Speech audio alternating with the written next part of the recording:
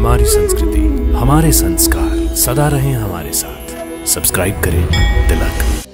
आज के दौर में अगर सबसे ज्यादा हम मनुष्य किसी तकलीफ से परेशान है तो वो है पैरों का दर्द। पहले ये दर्द बुजुर्गों को हुआ करते थे, पर आज के इस समय में छोटे बड़े सभी पैरों के दर्द से परेशान हैं। पैरों का दर्द कई वजह से हो सकता है, जैसे कि थकान की वजह से, बहुत ज्यादा देर तक खड़े रहने से, या ज्यादा दूर तक चलने या दौड़ने से। पर अगर यही दर्द हर रोज हो तो ये चिंता की वजह है और इसका निरीक्षण जरूरी है। शायद ये दर्द वेरिकोज नसों की वजह से हो, पर ये वेरिकोज नसें हैं क्या और क्या इनका उपचार योग में है? हरिओम, सात्विक जीवन में आपका स्वागत है। सात्विक जीवन के इस पथ पर मैं शिवाली चैटर्जी आपकी सारथी।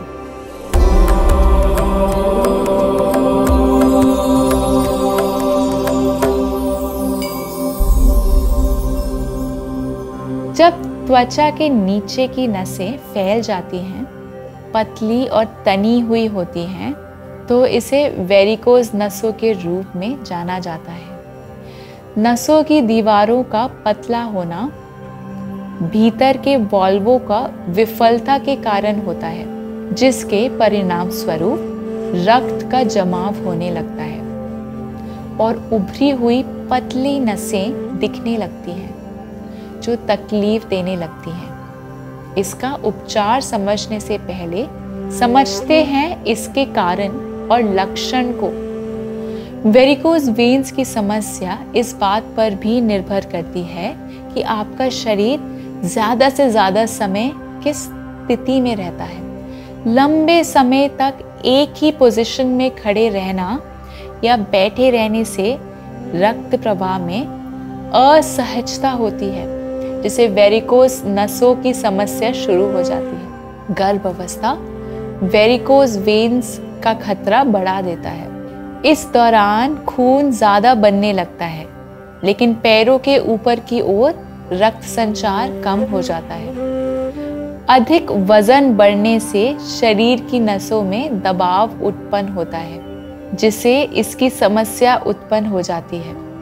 जिस जगह ये समस्या होती है वहां की नसें उभर आती हैं, जो बाहर से दिखाई देने लगती हैं, जो कि बैंगनी या फिर नीले रंग की होती हैं। तलवों में दर्द होता है या पूरे पैर में भारीपन महसूस हो सकता है। काफी देर तक बैठने या उठने के बाद पैरों में दर्द होना, प्रवाहित नसों में खुजली और जलन रहना, तलवों में सूजन और दर्द की समस्या, मांसपेशियों में ऐंठन भी हो सकती है। योग में वेरिकोज नसों के लिए बहुत से आसनों का वर्णन है, जिनमें से एक आसन का अभ्यास हम आज करेंगे। विपरीत करनी आसन।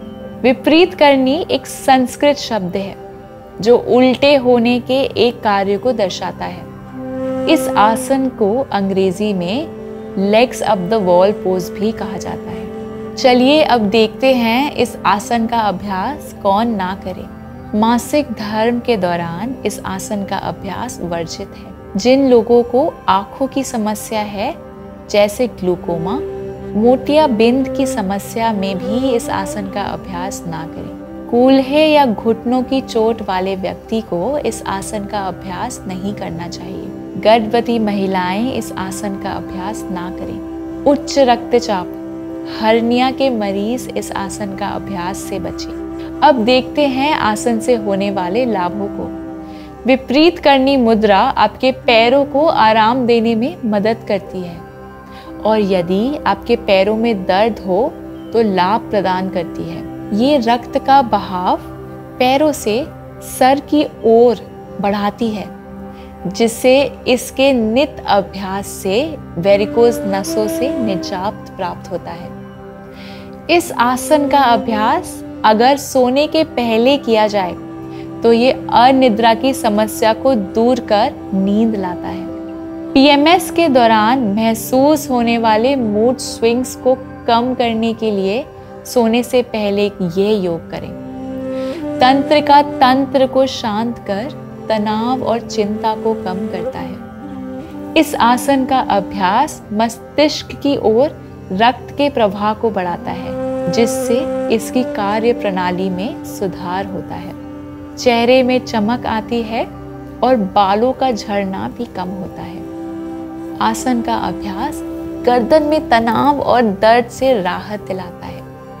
जिनको कमर दर्द की शिकायत रहती है, इस आसन का अभ्यास कमर दर्द से आराम दिलाता है। चलिए अब विपरीत करनी आसन का अभ्यास करते हैं। अपनी चटाई पर पीठ के बल सीधा लेट जाएं और दोनों हाथों को शरीर के पास रखें।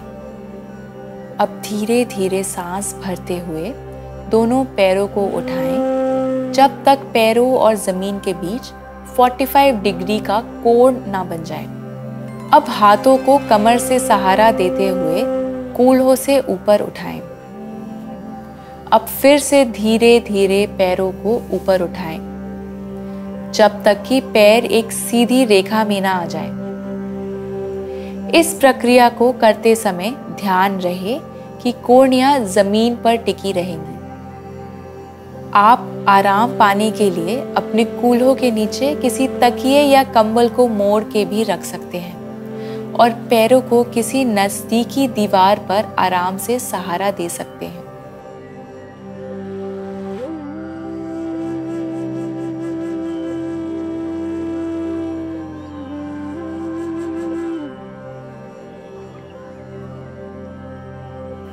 पीठ जमीन से लगभग 45 डिग्री उठी होनी चाहिए।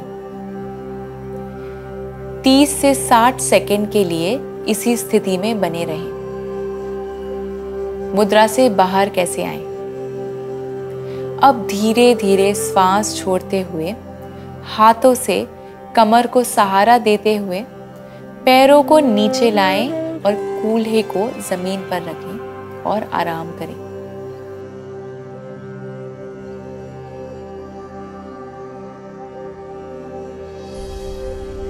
कुछ समय के लिए अपनी सांस को महसूस करते हुए आंख बंद करके लेटे रहें और 10 से 15 गहरी सांसें भरें।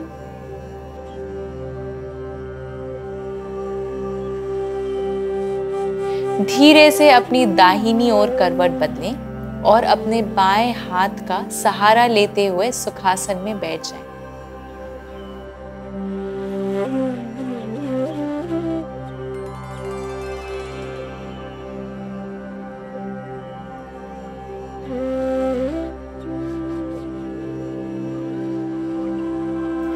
अब अपनी दोनों हथेलियों को आपस में अच्छे से घर्षण करें और तब तक करें जब तक आपको अच्छी गर्माहट का एहसास ना हो। अब धीरे से हथेलियों में उत्पन्न हुई ऊर्जा को अपनी आंखों में हल्के हाथों से रखें।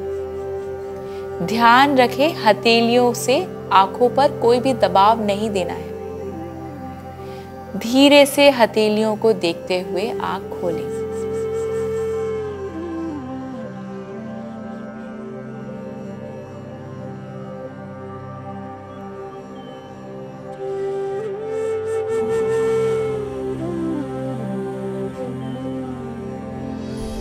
धन्यवाद।